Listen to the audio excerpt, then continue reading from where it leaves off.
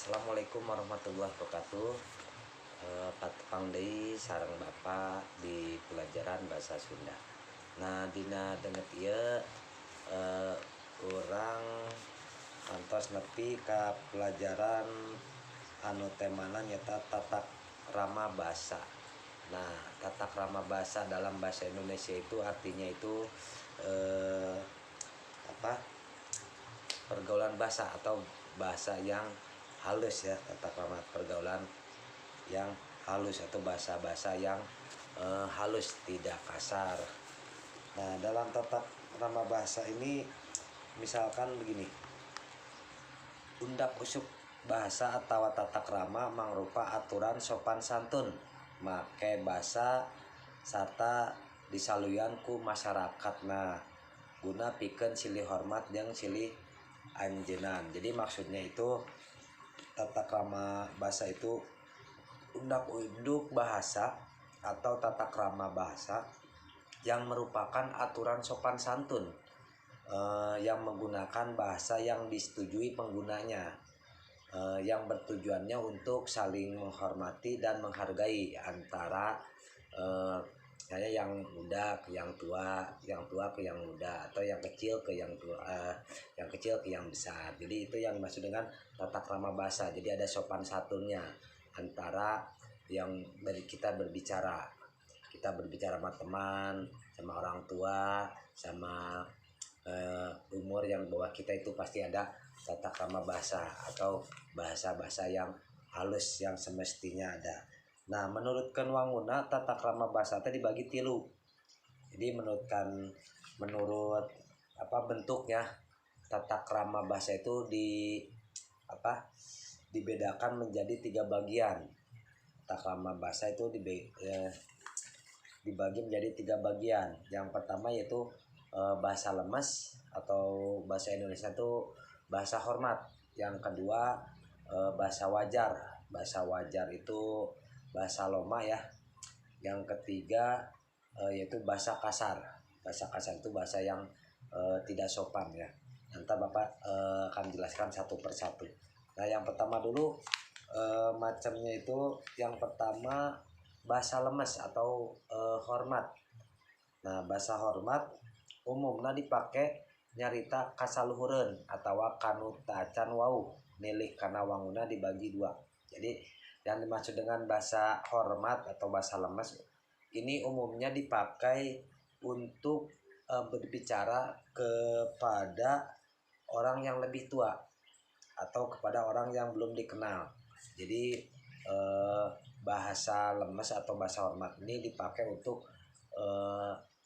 kepada orang yang kita bicara yang lebih tua atau orang yang baru kita kenal. Biasanya kalau misalnya ke orang tua kita bahasanya juga beda, dan kepada orang yang belum kita kenal kita juga biasanya harus menggunakan bahasa yang sopan santun. Misalkan di sini ada, nah, bahasa loma ini atau hormat ini dibagi lagi menjadi 2. Jadi bahasa hormat atau bahasa lemesnya dibagi 2. Yang pertama bahasa lemes keur kasorangan. Jadi bahasa lemes buat diri sendiri dan ke sesama. Jadi bahasa lemes ini dibagi lagi jadi 2, yaitu bahasa lemes buat diri sendiri atau sesama, dan yang kedua bahasa lemes buat kabatur atau kepada orang lain.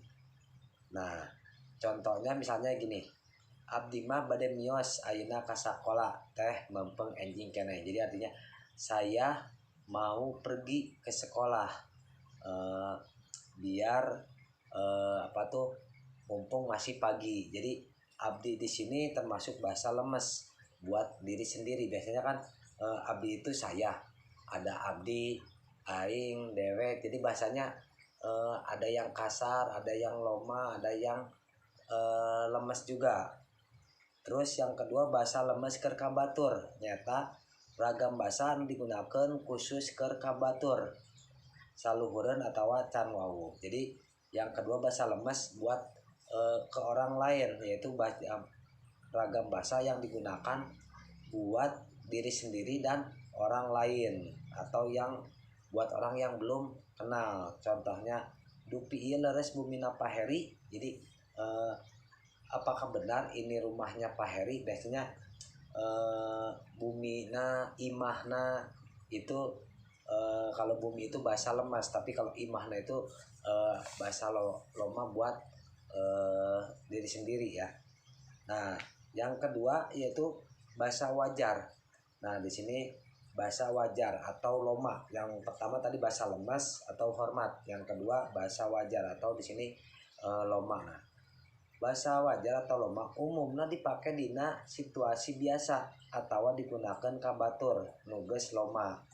Jadi yang dimaksud dengan bahasa wajar atau loma atau bahasa sedang. Kalau tadi kan lemas, sekarang sedang. Dibilang lemes enggak, dibilang kasar enggak. Berarti bahasa wajar ya. Bahasa sedang umumnya dipakai pada situasi yang biasa atau digunakan dengan teman yang sudah akrab. Jadi kalau bahasa wajar itu atau loma atau sedang itu dipakai untuk situasi yang biasa-biasa aja, yang digunakan dengan teman yang sudah akrab, teman kita yang bermain gitu ya, sebaya gitu. Nah, contohnya itu koran, majalah, diantara umum, sawala, biasanya sok make bahasa loma campur bahasa lemas. Jadi di sini biasanya dalam koran, majalah, terus pidato, musyawarah biasanya menggunakan bahasa yang sedang. Nah, dalam biasanya dalam majalah, terus pidato, musyawarah, terus dalam TV ya, ini menggunakan bahasa yang wajar atau biasa sedang disebut bahasa lemas enggak, kasar juga enggak. Disebutnya di bahasa wajar loma. Itu digunakan untuk teman-teman yang sudah akrab ya. Nah, yang terakhir yaitu bahasa kasar. Bahasa kasarnya eta ragam bahasa anu dipakai dina situasi keur ambek atawa dilarapkeun ka sato. Jadi yang dimaksud dengan bahasa kasar yaitu ragam bahasa yang dipakai dalam situasi yang marah atau yang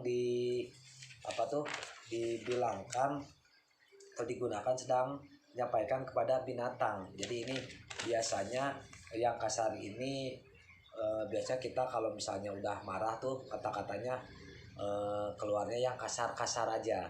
Nah, biasanya ini jadi ke binatang-binatang yang disebut gitu ya. Itu macam-macam bahasa tata krama bahasa. Jadi tata krama bahasa itu ada 3. Yang pertama bahasa lemas. Bahasa lemas itu buat kita berbicara kepada orang tua dan kepada orang yang belum kita kenal. Terus yang kedua yaitu bahasa wajar. Bahasa wajar itu yaitu bahasa yang sedang. Maksudnya bahasa sedang di sini adalah dibilang bahasa halus juga enggak, dibilang bahasa kasar juga tidak. Makanya di sini disebut bahasa yang lemas atau bahasa yang loma atau bahasa wajar. Ini digunakan umumnya biasanya digunakan kita sama teman-teman yang sudah lama kita kenal ya. Biasanya begitu. Terus yang terakhir yaitu bahasa kasar. Nah, bahasa kasar ini digunakan untuk kita dimana kita lagi marah atau emosi ya, atau kita berbicara menyebutkan binatang-binatang itu termasuk ke kasar. Biasanya ini bahasa kasar ini digunakan pada orang-orang yang nggak begitu itulah, nggak boleh lah seperti ini. Ya, itu penjelasan dari Bapak tentang bahasa tata krama bahasa. Mudah-mudahan kalian paham tentang penjelasan Bapak barusan. Ntar setelah penjelasan ini ada soal yang berkaitan tentang ragam bahasa loma ya.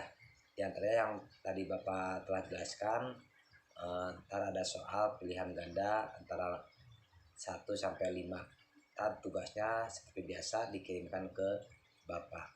Jadi jawabannya juga udah ada di penjelasan Bapak tadi. Mudah-mudahan kalian paham dan sehat selalu.